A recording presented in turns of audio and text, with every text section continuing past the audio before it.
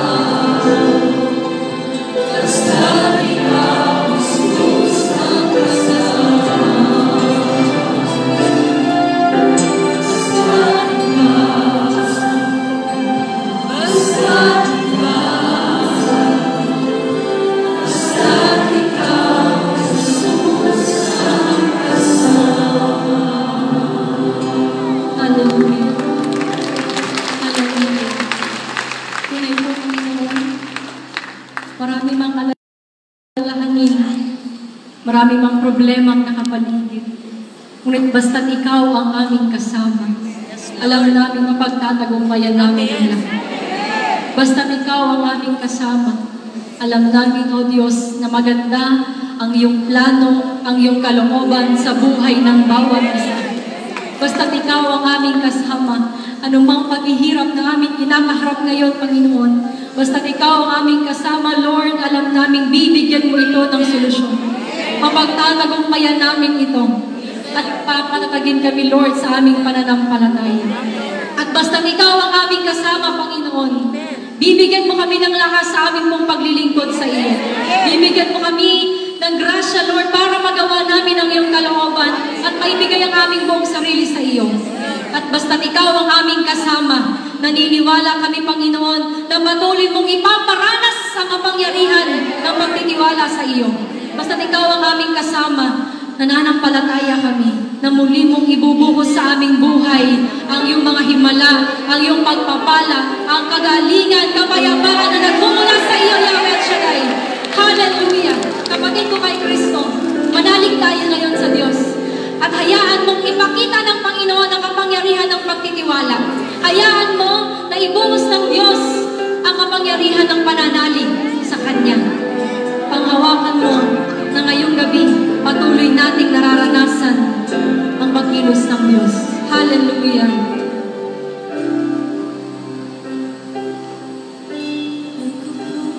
Hallelujah.